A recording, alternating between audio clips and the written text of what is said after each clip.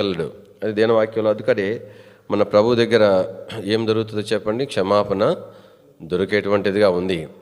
దావీదు అన్నాడు, దానిని బట్టి అనేకులు నీ యందు భయభక్తులు నిలుపుతారు అని అన్నాడు. అంటే అర్థం ఏంటి?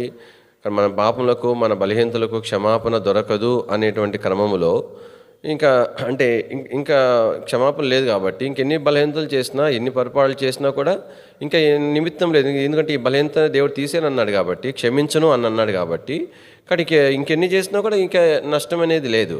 అంటే ఇంక అట్లనే కొనసాగించబడడానికి అవకాశం ఉంది.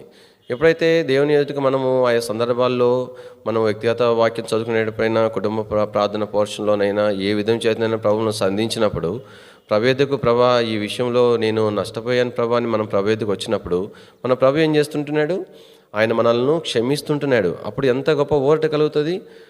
మరి దాని నుండి విడుదల పొందినప్పుడు ఎంత ఊరట కలుగుతుంది, ధైర్యం కలుగుతుంది, ఎలాంటి ఆసక్తి కలుగుతుంది, మరొకసారి నేను ఇలాంటి నష్టంలోనికి పోకూడదు అనేటువంటి తీర్మానం కలుగుతుంది. అయ్యో దీనివల్ల ఇంత నష్టపోయాను కదా, అయినా నా ప్రభు నన్ను కనికరించినాడని ప్రభు పట్ల ఎక్కువైనా ప్రేమ కలుగుతుంది. ఇంకా ఎక్కువగా నేను దేవునికి భయంగా ఉండాలా, భక్తిగా జీవించాలనేటువంటి ఆశ కలుగుట కొరకైనటువంటి దేవుడు అనుగ్రహించేటువంటి తరుణాలు అవి. కాబట్టి ప్రభువుకి వస్తున్నాము, క్షమాపణ పొందుతున్నాము, అడుగుతున్నాము అంటే అర్థమైందంటే తిరిగి నూతన పచ్చబడి, ధైర్యపరచబడి, బలపరచబడి మరి ఎక్కువగా ప్రభుని ప్రేమించడం కొరకై మనల్ని నడిపించే క్రమంలో ప్రభు మన ఎడల కనుపరుస్తున్నటువంటి ఆయన వైఖరి.